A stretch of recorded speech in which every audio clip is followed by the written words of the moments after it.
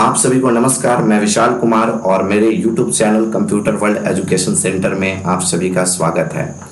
आज की वीडियो मैं एक्सेल बिगनर्स के लिए बनाने वाला हूं, जिन्हें एक्सेल के बारे में कुछ नहीं पता होता है।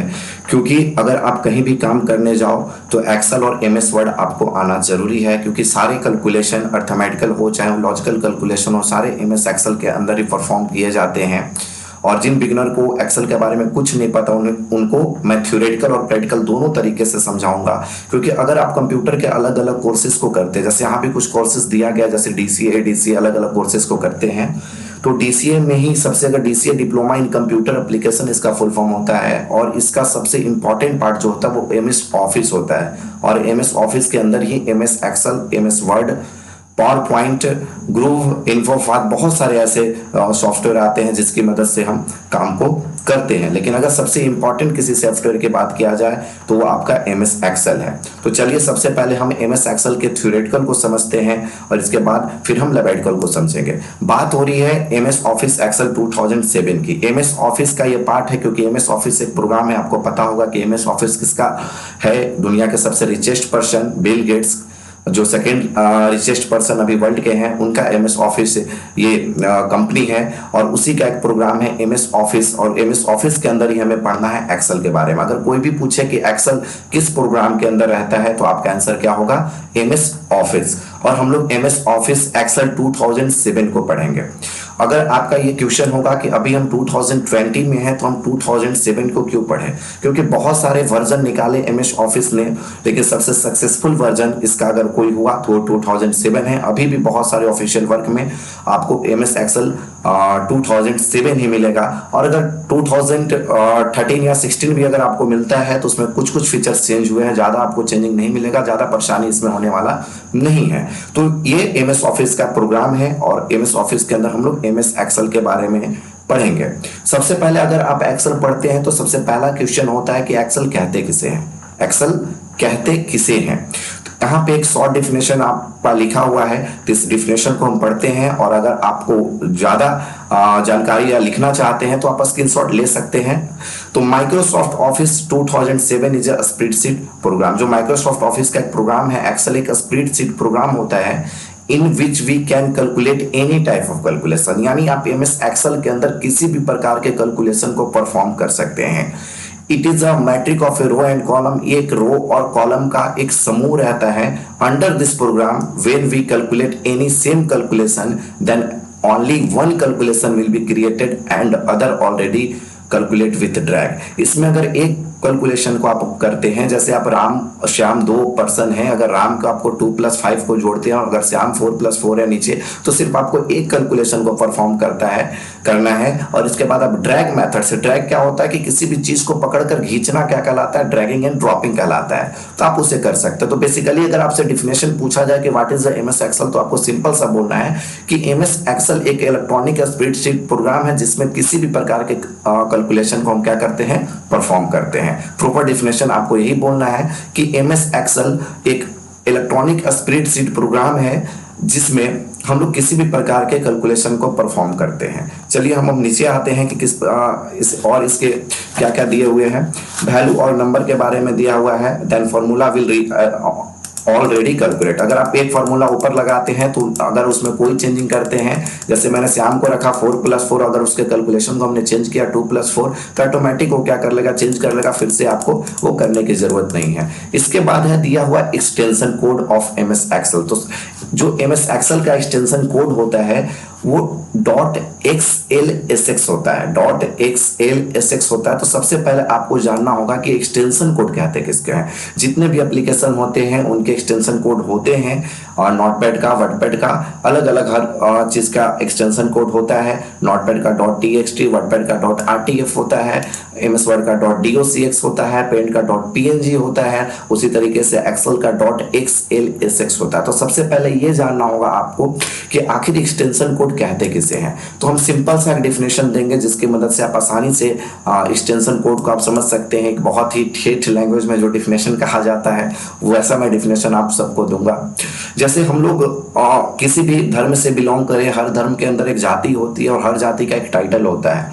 उस टाइटल के अनुसार हम लोग आइडेंटिफाई कर लेते हैं कि वो पर्सन किस जाति से बिलोंग करता है। लगभग लगभग आइडेंटिफाई करता है, आइडेंटिफाई करना मुश्किल है बट आइडेंटिफाई हो जाता है कि नहीं किस जाति से पर्सन है। अगर किसी में से लगा हुआ, अगर किसी में दुबे लगा हुआ है, कुछ भी लगा हुआ तो आइडेंटिफाई होता है कि हाँ वो राजपूत है, वो पंडित है। उसी तरीके से कंप्यूटर के अंदर भी बहुत सारे प्रोग्राम है। कंप्यूटर एक अकेला प्रोग्राम को हैंडल नहीं करता है, कंप्यूटर में भी ढेर सारे प्रोग्राम है और कंप्यूटर को भी उसके फाइल को आइडेंटिफाई करने के लिए कोड की जरूरत होती है, जिसकी मदद से आइडेंटिफाई कर पाता है कि फाइल किस चीज का है। अब अगर आप चाहें तो एमएस वर्ड में भी हम इस चीज को लिख सकते हैं और वर्डपैड में भी लिख सकते हैं। अब दोनों फाइल सेव कर दिया जाए, अगर आपसे पूछा जाए कि ये कौन सा किस चीज में बना हुआ तो आपको उस समय परेशानी हो सकता है। तो जैसे ही आप अगर सेव करते हैं तो उसके लास्ट में ऑटोमेटिक एक्सटेंशन कोड लग जाता है। अगर आप उस फाइल को एक्सेल में बनाए हैं तो ऑटोमेटिक उसके फाइल के लास्ट में, जैसे मैंने मेरा नाम विशाल हुआ तो मैंने विशाल कुमार के नाम से सेव किया तो लास्ट में ऑटोमेटिक .xlsx लग जाएगा। अगर आप किसी को सेंड करते हैं तो पता चल जाएगा कि नहीं ये फाइल किसका है। एक्सटेंशन कोड के थ्रू आप पता कर सकते हैं कि फाइल कौन से एप्लीकेशन में बना हुआ है। इसे क्या कहते हैं, एक्सटेंशन कोड कहा जाता है। कंप्यूटर में बहुत सारे प्रोग्राम होते हैं, हर प्रोग्राम को पहचानने के लिए एक कोड होता है जिसे हम क्या कहते हैं, एक्सटेंशन कोड कहते हैं। नेक्स्ट आते हैं हम लोग कॉलम पे। Vertical line that is called column. जो वर्टिकल लाइन होता है, हम पहले ही बताए कि एक्सेल में सीट होता है और इसमें कॉलम और रो का सम होता है, matrix of row and column. तो जो vertical line that is called column, जो वर्टिकल लाइन होता है उसे क्या कहा जाता है, कॉलम कहा जाता है। And column denoted by ABCDE, यानी कॉलम को जो डिनोट किया जाता है वो अल्फाबेटिक डिनोट किया जाता है, ABCD से डिनोट किया जाता है। और लास्टली जो अल्फाबेटिक एंड होता है कॉलम का वो XFD पे होता है। कहां होता है, XFD पे होता है। ठीक है, तो अगर आपसे कोई पूछे कि कॉलम किसे कहते हैं तो आपका आंसर होगा कि वर्टिकल लाइन को क्या कहा जाता है, कॉलम कहा जाता है। वर्टिकल लाइन को क्या कहा जाता है, कॉलम कहा जाता है। कॉलम को हमेशा किससे डिनोट करते हैं, तो कॉलम को हमेशा अल्फाबेटिक से डिनोट करते हैं। कॉलम को हमेशा किससे डिनोट करते हैं, तो अल्फाबेटिक से डिनोट करते हैं। कॉलम कहाँ एंड करता है अल्फाबेटिक, तो आपका आंसर होगा XFD पे। कॉलम अल्फाबेटिक कहाँ एंड करता है, तो आपका आंसर होगा XFD पे। अब करते हैं बात हम नंबर ऑफ कॉलम की। आखिर एक्सेल के अंदर कितने कॉलम होते हैं, तो अगर एक सीट में जो वन सीट होता है जिसमें रो और कॉलम के समूह को सीट कहा जाता है, तो एक सीट में जो होते हैं वो 16,384 कॉलम होते हैं। 16,384 कॉलम होते हैं। और अगर बात अब करते हैं रो की, हॉरिजेंटल लाइन, वर्टिकल लाइन को हम क्या कहते थे, कॉलम कहते थे, तो उसी तरीके से हॉरिजेंटल लाइन को क्या कहा जाता है, रो कहा जाता है। जो हॉरिजेंटल लाइन रहता है उसे हम क्या कहते हैं, रो कहते हैं। और रो को जो डिनोट किया जाता है, रो को हमेशा नंबरिंग में डिनोट किया जाता है। रो को हमेशा नंबरिंग में डिनोट किया जाता है, 1 2 3 4 से इसको डिनोट किया जाता है।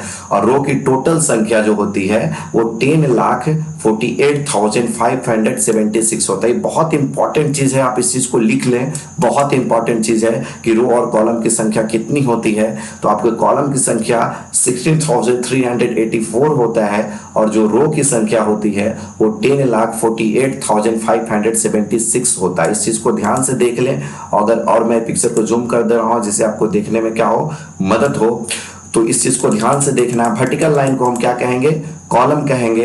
हॉरिजेंटल लाइन को क्या कहेंगे, रो कहेंगे। वर्टिकल लाइन को क्या कहेंगे, कॉलम कहेंगे। हॉरिजेंटल लाइन को क्या कहेंगे, रो कहेंगे। ABCD से अल्फाबेटिक से कॉलम को डिनोट किया जाता है और 1 2 3 से रो को डिनोट किया जाता है। टोटल कॉलम की संख्या 16,384 यानी कि 16,384 होता है और रो की संख्या 10,48,576 होता है। तो इस तरीके से रो और कॉलम होता है। एक चीज और मैं बताना आपको चाहूंगा कि जो रो और कॉलम की संख्या होती है वो 2007 जो 7 एक्सेल दिया हुआ है उसमें ये रो और कॉलम की संख्या होती है 10 लाख और आपका 16,384 होती है। लेकिन जो पहले एक्सेल था, पहले का जो एक्सेल था वो 2003 था, जो MS एक्सेल 2003 था, उसमें रो और कॉलम की संख्या कम होती थी। जो एक्सेल 2000, क्योंकि अभी हम लोग जो पढ़ रहे हो एक्सेल 2007 पढ़ रहे हैं।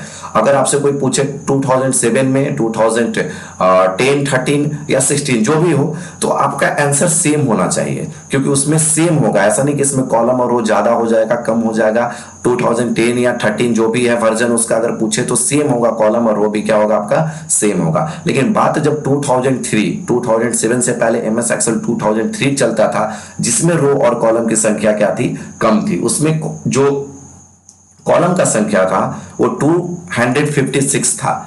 उसमें कॉलम की संख्या कितना था? 256 था। अभी मैं यहाँ पे प्रेस करके आपको लिख सकता हूँ कि जो एक्सेल था, एक्सेल जो है आपका 2003 जो है, एक्सेल जो 2003 है उसमें जो कॉलम की संख्या C4 कॉलम समझिएगा, कॉलम की संख्या 256 होता था और जो रो की संख्या होता था वो 65,535 होता था। 65,535 रो की संख्या होता था। लेकिन ये कब होता था? तो एक्सेल 2003 में होता था। एक्सेल 2007 का, एक्सेल 2010, 13, 16 जो भी वर्जन है उसका एक्सटेंशन कोड भी सेम होगा और कॉलम और रो की भी संख्या क्या होगी? सेम होगी। लेकिन अगर वही बात एक्सेल 2003 की जाए तो उसमें कॉलम की संख्या 256 होता है और रो का संख्या 65,535 होता है।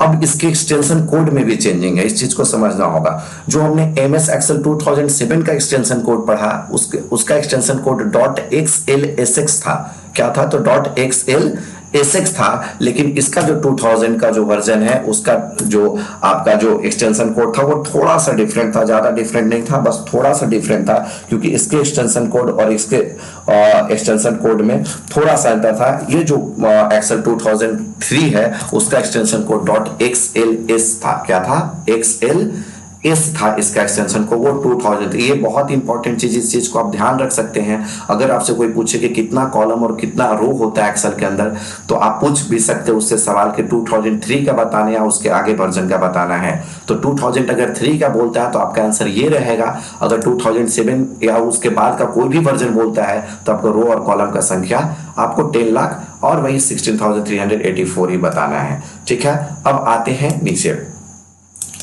सेल किसे कहते हैं? Dividing by row and column. जैसे अगर आप बायोलॉजी में चले जाएं तो सेल का मतलब कोशिका होता है, फिजिक्स में चले जाएं तो सेल का मतलब बैटरी होता है, लेकिन MS एक्सेल के अंदर ऐसा कुछ नहीं होता है। सेल किसे कहते हैं? तो डिवाइडिंग बाय ये रो एंड कॉलम, जो रो और कॉलम को डिवाइड करता है, बांटने का काम करता है, उसे क्या कहते हैं? सेल्स कहा जाता है। क्या कहा जाता है? सेल कहा जाता है। या रेक्टेंगुलर बॉक्सेस को भी क्या कह सकते हैं हम लोग? रेक्टेंगुलर जो बॉक्सेस रहता है उसे क्या कहते हैं? हम सेल कहते हैं। सेल को हमेशा डिनोट किया जाता है A1, B1, C1 इस तरीके से डिनोट किया जाता है। ठीक है, इस तरीके से इसको डिनोट किया जाता है। मैं अभी प्रैक्टिकल इसको समझाऊंगा जिससे आपको आसानी से इस चीज को समझ में आ जाएगा। अब आते हैं हम सीट पे। सीट किसे कहते हैं? तो matrix of row and column, column और रो के समूह को क्या कहा जाता है? सीट कहा जाता है। कॉलम और रो के समूह को क्या कहा जाता है? सीट कहा जाता है। जितने कॉलम और रो मिलकर एक सीट का निर्माण करते हैं उसे हम क्या? सीट का निर्माण करते हैं उसे हम सीट कहते हैं। यानी matrix of row and column that is called sheet, and sheet is denoted by sheet 1, sheet 2, sheet 3। अगर आप कभी भी MS एक्सेल स्टार्ट करते हैं तो एक बार में आपके सामने 3 सीट अपीयर होगा, जो उसमें सीट 1, सीट 2 और सीट 3। ऐसा नहीं कि सीट 1 में कॉलम कम रहेगा, सीट 2 में ज्यादा रहेगा, सब में इक्वल रहेगा। 10,48,576 और 16,384 कॉलम रहेगा, सेम, सब में सेम रहेगा। अगर आप चाहते हैं ज्यादा सीट लेना तो ले सकते हैं, नो इश्यू। नेक्स्ट आते हैं सेल पॉइंटर के बारे में। It is the highlighted rectangular bar. जो एक हाईलाइटेड रेक्टेंगुलर बार रहता है उसे हम क्या कहते हैं? सेल पॉइंटर कहते हैं। ये बहुत अच्छे से मैम समझा देंगे जब अभी हम MS एक्सेल के अंदर जाएंगे, जिससे हम आसानी से आप समझ जाएगा कि इसमें कोई दिक्कत नहीं होगा आपको कि सेल पॉइंटर में क्या डिफरेंस है क्या नहीं है। जो हाईलाइटेड जो रेक्टेंगुलर बार रहता है उसे हम क्या कहते हैं? सेल पॉइंटर कहते हैं। नेक्स्ट आ गया आपका cell address. A cell address is the intersection point of a row and column. यानी सेल एड्रेस क्या होता है कि जो इंटरसेक्शन पॉइंट होता है रो एंड कॉलम का, उसे क्या कहते हैं? सेल एड्रेस कहा जाता है। जो सेल का पता, जैसे आप कहाँ रहते हैं तो हम लोग पता बताते हैं कि हम इस जगह पे रहते हैं, उसी तरीके से उस सेल का भी पता होता है कि ये सेल कौन से सेल में लिख रहे हैं, उसे हम क्या कहेंगे? Cell address. और लास्टली आपका जो है वो सेल रेंज है, यानी जहां से when the group of cell are combining, यानी बहुत सारे सेल जब आपस में मिलते हैं और एक रेंज का निर्माण करते हैं उसे हम सेल रेंज कहते हैं। जैसे A1 to A10 it is usually represented इसको इस तरीके से। जैसे आपको सपोज दैट मैं समझा देता हूं, अगर मैंने आपको कहा कि आपको 1 to 10, जस्ट मैं अभी लिख रहा हूं कि 1 to 10, इसका एक्सेल से कोई वास्ता नहीं है बट आपको समझाने के लिए मैं लिख रहा हूं कि आपको 1 to 10 साइंस में होमवर्क बनाकर रखना है। 1 to 10 पेज नंबर। तो क्या सिर्फ आप 1 पेज नंबर और 10 पेज नंबर को बनाकर रखोगे? नहीं, इसके बीच में आने वाले 2, 3, 4, 5, 6, 7 जो भी पेज नंबर है आप सबको बनाओगे। उसी तरीके से अगर आप A1 से A10 तक के सेल को लेते हो, यानी A1 के बीच में A2 भी आता होगा, A3 भी आता है। आपको बता दें कि A1 A किसके लिए आता है? A हमेशा कॉलम, क्योंकि कॉलम को हमेशा अल्फाबेटिक डिनोट किया जाता है, यानी ए किसके लिए है तो कॉलम के लिए, ए किसके लिए है कॉलम के लिए है, और 1 किसके लिए है रो के लिए। फिर से समझिएगा, क्योंकि कॉलम को हमेशा अल्फाबेटिक डिनोट किया जाता है और रो को हमेशा नंबरिंग से डिनोट किया जाता है। 1 किसके लिए, तो ए आपका कॉलम के लिए होगा और 1 किसके लिए हो गया रो के लिए होगा। अगर यही सेल हम A1 से लेकर A10 तक लेते हैं तो A1 और A10 के बीच में A2 A3 A4 सब आ जाता है, तो उसे हम क्या कहते हैं सेल रेंज, यानी जहां से जहां तक के सेल को हम सेलेक्ट करते हैं इजली वे में, जहां से लेकर जहां तक के सेल को सेलेक्ट करते हैं वो क्या कहलाता है सेल रेंज कहलाता है। क्या कहलाता है सेल रेंज कहलाता है। इस चीज को आपको ध्यान देना होगा। और सेल रेंज को हमेशा इस तरीके से डिनोट किया जाता है। हम लोग अगर कॉपी पे लिखना रहता तो इस तरीके से लिख देते कि इतना इतना पेज नंबर होमवर्क बना के रखना, लेकिन एक्सेल के अंदर सेल रेंज को इस तरीके से डिनोट किया जाता है। ये जो आपको कॉलम दिख रहा है इस तरीके से ये बताता है कि नहीं A1 से लेकर A10 तक आपका लाइन क्या है सेलेक्ट है। अब आते हैं कि how to open MS office Excel 2007। आखिर एक्सेल को ओपन कैसे करें, इतना कुछ जानने के बाद एक्सेल ओपन करना होगा। तो बहुत सारे तरीके हैं एक्सेल ओपन करने का, कुछ तरीके मैं यहाँ पे आपसे शेयर कर रहा हूँ। सबसे पहले हम स्टार्ट बटन पे जाएंगे, जैसे यहाँ पे है, इसको विंडोज बटन या स्टार्ट बटन भी कह सकते हैं। आप स्टार्ट बटन पे गए, स्टार्ट बटन पे जाने के बाद आपको ऑल प्रोग्राम का ऑप्शन दिखेगा। ऑल प्रोग्राम में जाने के बाद आपको माइक्रोसॉफ्ट ऑफिस दिखेगा, जैसे यहाँ पे आपको माइक्रोसॉफ्ट ऑफिस का ऑप्शन दिख रहा है। माइक्रोसॉफ्ट ऑफिस में जाते हैं तो आपको यहाँ पे क्या दिखेगा माइक्रोसॉफ्ट। अगर विंडोज 7 है आपका तो स्टार्टिंग में ही ऑल प्रोग्राम का ऑप्शन दे देगा। अब यहाँ पे जैसे ही आते हैं MS ऑफिस खोलने, क्योंकि MS ऑफिस के अंदर ही MS एक्सेल आता है, तो आप यहाँ से भी क्लिक करके एक्सेल को खोल सकती है। पहला तरीका था। दूसरा है कि आप क्या कर सकते हैं कि स्टार्ट बटन पे जाएंगे, टाइप करेंगे Excel under search program. Start button पे जाइए, यहाँ पे भी सर्च का प्रोग्राम का ऑप्शन दिया हुआ, आप यहाँ पे भी क्या कर सकते हैं सर्च कर सकते हैं। इस पे भी क्लिक करके आप आसानी से क्या कर सकते हैं सर्च कर सकते हैं। तो सर्च ऑप्शन पे हमने क्लिक किया और सर्च ऑप्शन पे क्लिक करने के बाद हमने टाइप किया, ध्यान दीजिएगा एक्सेल EXCEL, एक्सेल आपका यहाँ पे अपीयर हो गया।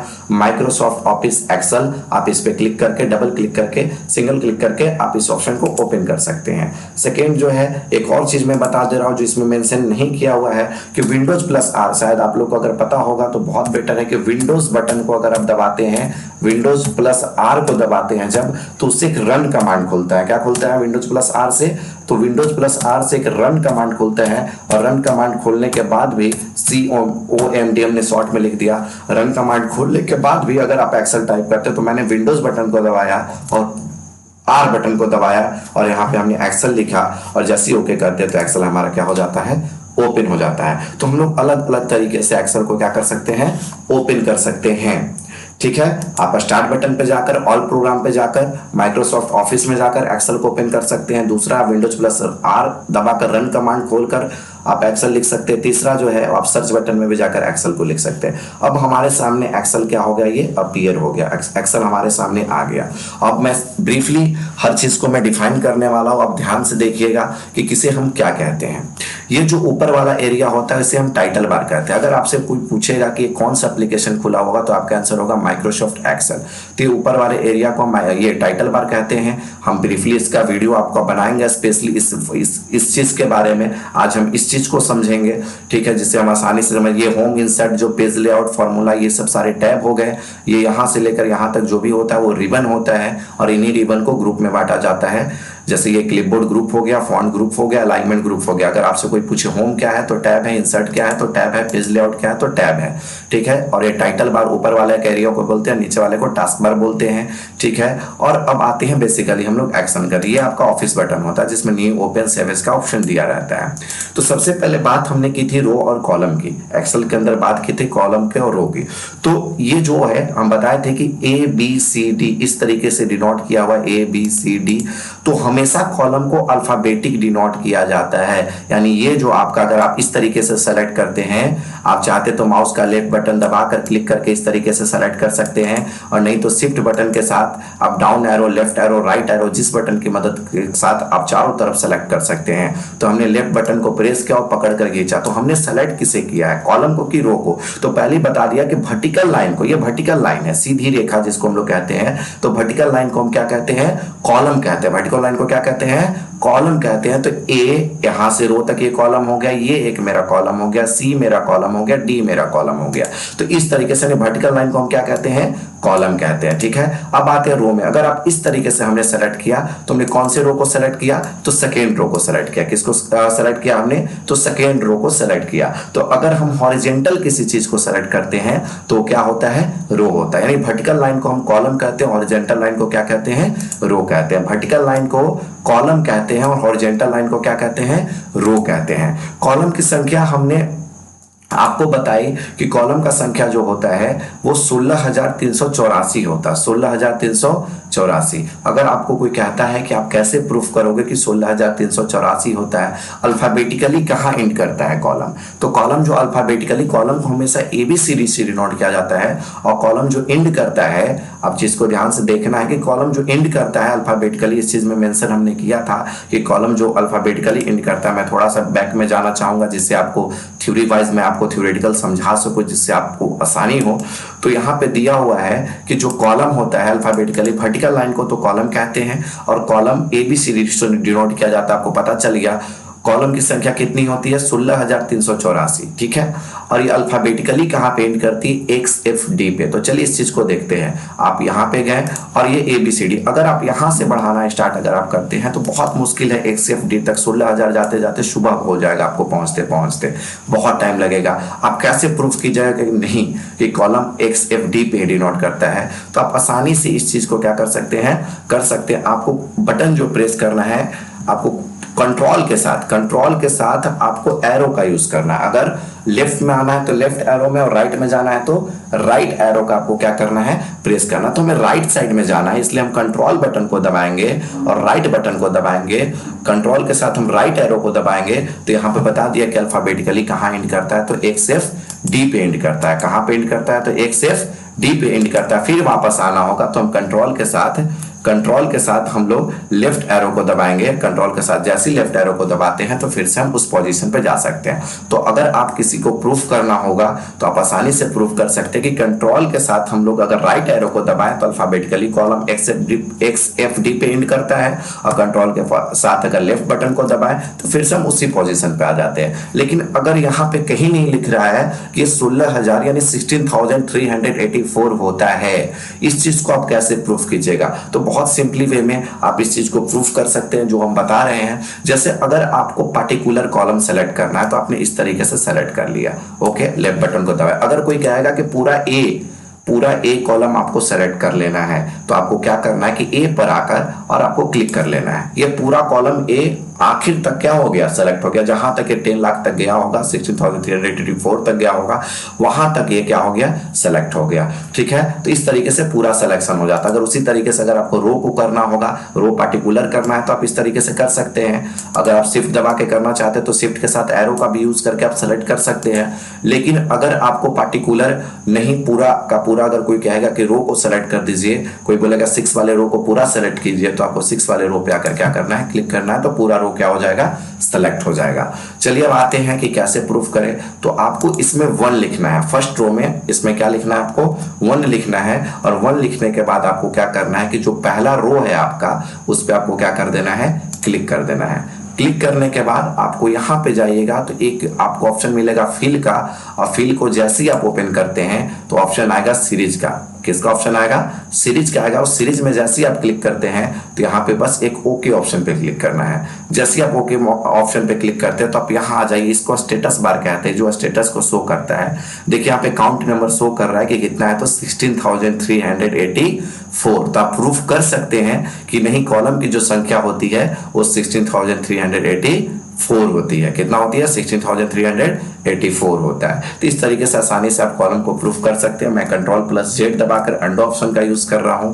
अब आते हैं हम रो पे। अगर आपसे कहा किसी ने, आपने कहा कि नहीं, रो की संख्या 10,48,576 होते हैं, अगला मानने के लिए तैयार नहीं, आप कैसे प्रूफ करोगे इस चीज को, तो आपको क्या करना है कि कंट्रोल बटन के साथ डाउन एरो का यूज करना है। जैसे आप डाउन एरो का यूज करते हैं तो यहाँ पे देखिएगा कि सबसे आपने लास्ट रो पे पहुंच गए, जिसका 10,48,576 है। तो आप इस तरीके से इसको भी प्रूफ कर सकते हैं। अगर ऊपर जाना होगा तो कंट्रोल के साथ अप एरो का यूज करेंगे, कंट्रोल के साथ डाउन एरो को यूज करेंगे तो सबसे लास्ट में चले आएंगे, और कंट्रोल के साथ अप यूज करेंगे तो सबसे फर्स्ट में चले जाएंगे। पार्टिकुलर सिलेक्शन हमने बताया, शिफ्ट के साथ एरो का यूज करके या लेफ्ट बटन माउस को प्रेस करके आप सेलेक्ट कर सकते हैं। इस तरीके से कर सकते हैं, आसानी से आप रो और कॉलम को प्रूफ कर सकते हैं। आपको, मुझे लगता है कि आपको कोई दिक्कत होना नहीं चाहिए। चलिए, अब इस चीज को मैंने प्रूफ कर दिया। अब आते हैं हम, आपका जो अगला क्वेश्चन था, जो था हमने पढ़ा था टॉपिक सेल के बारे में। चलिए अब सेल को हम डिफाइन करते हैं बड़ा इजी वे में।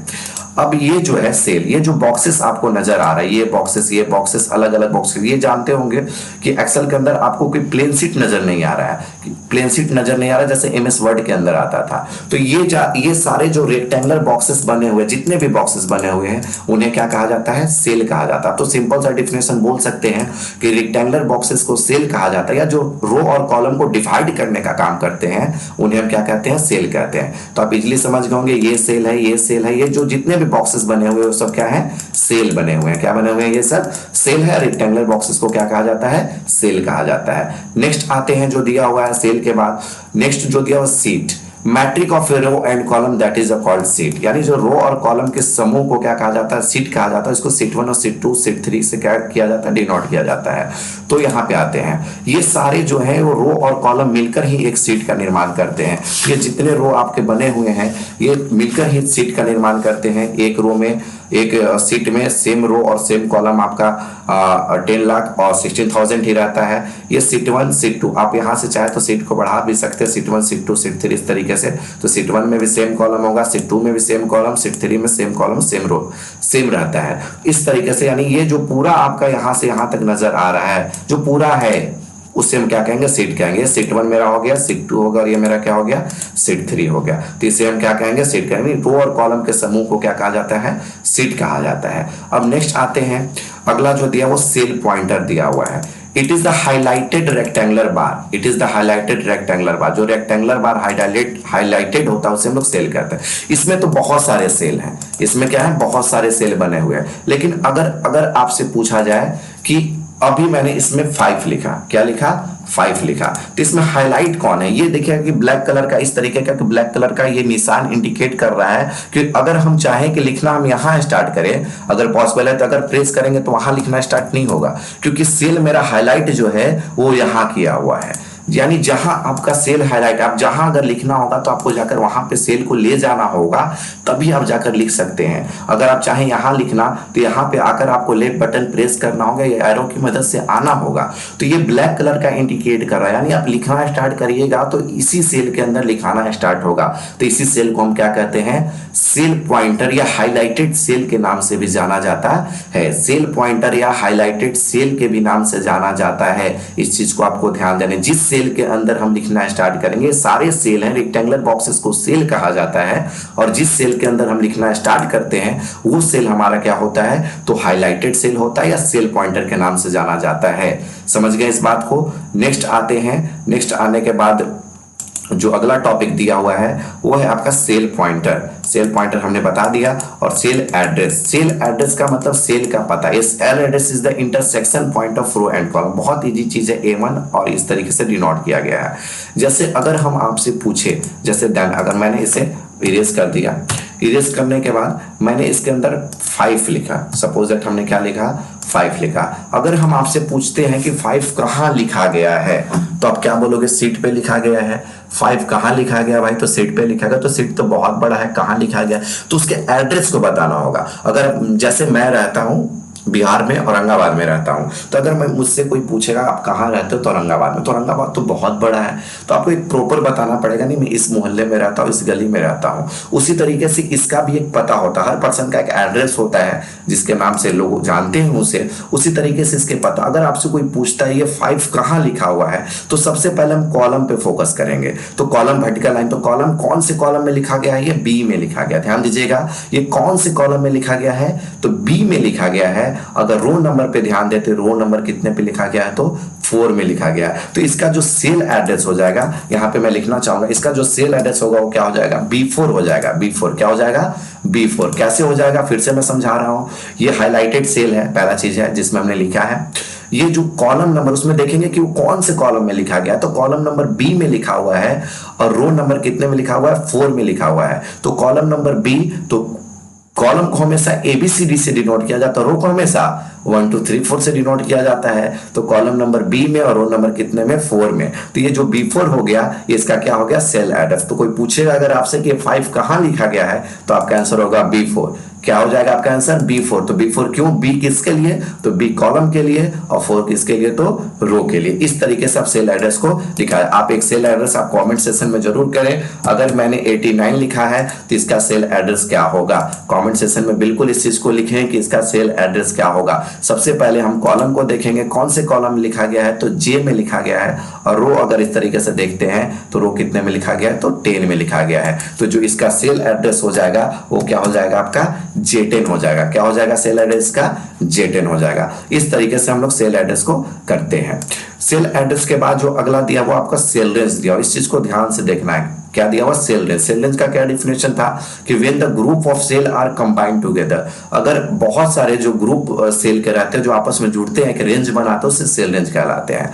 चलिए इस चीज को मैं समझाता हूँ बहुत इजिली वे में, ठीक है। जैसे क्या करते हैं कि हमने 5 को लिया और अगले कॉलम में 6 को लिया और 7 को लिया। ये तीनों को मुझे क्या करना है, ऐड करना है। क्या करना है, ऐड करना। मैं सारे फॉर्मूले आपको अगले वीडियो में बताऊंगा।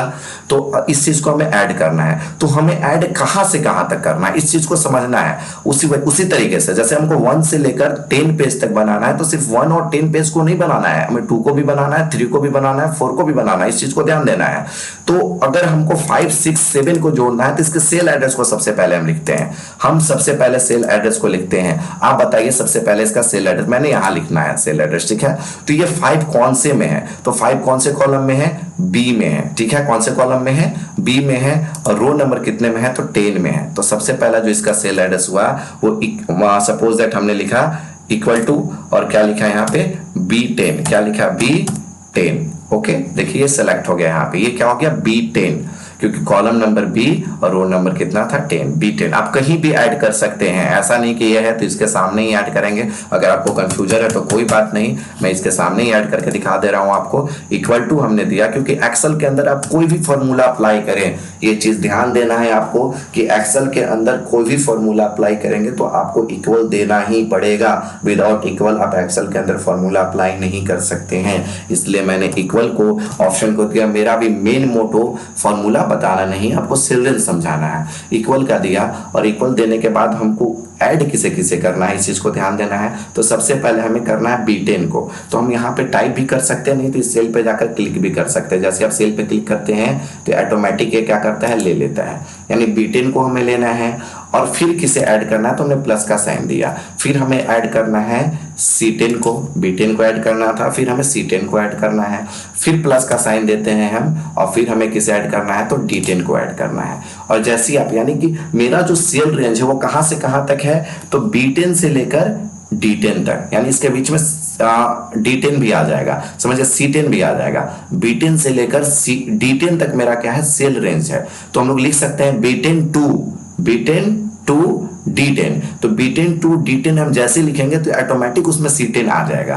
तो ये हमें तीन चीज को हमें क्या करना था, ऐड करना। तो हमने इंटर जैसे प्रेस किया तो ये टोटल दिखाना स्टार्ट किया। ये पहला तरीका आप इस तरीके से किए। अगला क्या है कि आपने इक्वल का साइन दिया, और इक्वल के साइन देने के बाद आप यहां से यहां तक के सेल को आप शिफ्ट के साथ भी सेलेक्ट कर सकते हैं, एरो के साथ। नहीं तो आपको माउस को क्लिक करना है और क्लिक करने के बाद लेफ्ट बटन को प्रेस कर और यहां से आपको क्या करना है, सबसे पहले क्या करना है कि इक्वल लिखने के बाद जोड़ना है तो आपको सबसे पहले लिखना होगा सम। क्या लिखना होगा, सम, और शिफ्ट के साथ ओपन ब्रैकेट देना होगा, और यहां से लेकर यहां तक के सेल को क्या कर देना है, सेलेक्ट करना, ब्रैकेट को क्या कर देना है, बंद कर देना है। तो मेरा मोटो अभी आप सम पे फोकस नहीं करोगे, रेंज पे फोकस करोगे। यहाँ पे जो रेंज है वो B10 से कहां तक का है, D10 तक का है। तो B10 से D10 का जो रेंज है, तो यानी कि इसके बीच C10 भी तो आ जा रहा है, इस चीज को समझिएगा। B10 से D10 के बीच C10 भी आ जा रहा है, तो उसी तरीके से सेल और सेल रेंज को हमेशा अगर आप कोई भी सेल रेंज को डिनोट करते हैं तो बीच में कॉलन से ही डिनोट किया जाता है। यानी बीट, इसको अगर हमें लिखना होगा, कॉपी पे लिखना होगा तो B10 to D10 लिख सकते हैं। तो यानी B10 से D10 तक के सेल रेंज आ गए। इसे क्या कहा जाएगा, इसी को क्या कहा जाएगा, सेल। यानी जहां से लेकर जहां तक के सेल को आप सेलेक्ट करते हैं वो क्या कहलाता है, सेल रेंज कहलाता है। सेल रेंज को हमेशा एक कॉलन से डिनोट किया जाता है। अब अगर आप जैसे इंटरप्रेस कीजिएगा तो इसका टोटल क्या हो जाएगा, निकल जाएगा। यानी अगर आप यहां से लेकर यहां तक के सेल को सेलेक्ट करते हैं तो सेल रेंज है, क्या है आपका, सेल। यानी जहां से लेकर जहां तक के सेल को सेलेक्ट करेंगे वो आपका सेल रेंज कहलाएगा। ठीक है। अब मुझे नहीं लगता कि आपको कोई परेशानी होगा, अगर कोई परेशानी हो तो आपको कमेंट सेशन में कर सकते हैं। आपने एक्सेल स्टार्ट करने के बारे में मैं पहले ही बता चुका हूं। तो अगर आपको मेरा वीडियो अच्छा लगा हो तो इस चैनल को बिल्कुल सब्सक्राइब करें, शेयर करें और कमेंट सेशन में जरूर बताएं कि और किस टॉपिक पे आप वीडियो चाहते हैं और कौन सा चीज आपको समझ में नहीं आया, किस चीज पे और टॉपिक पे आपको वीडियो बनाने मुझे चाहिए। और आप कमेंट जरूर करें और जितना हो सके ज़्यादा से ज़्यादा शेयर और सब्सक्राइब करें। और मैं आपको कंप्यूटर वर्ल्ड एजुकेशन सेंटर से आप सभी जितने भी सब्सक्राइबर हैं, जितने भी देखने वाले स्टूडेंट हैं, छात्र छात्राएं, उनका धन्यवाद करता हूं। और मैं पूरी कोशिश करूंगा कि आप सभी के लिए एक नया कंटेंट लेकर और आपकी हर परेशानी कंप्यूटर की दूर कर सकूं। और इसके लिए आप सभी को धन्यवाद। और फिर मैं अगले एक्सेल वर्क में आप लोग को ऐड करना और बहुत सारी चीज़ के बारे में डिफाइन करूंगा।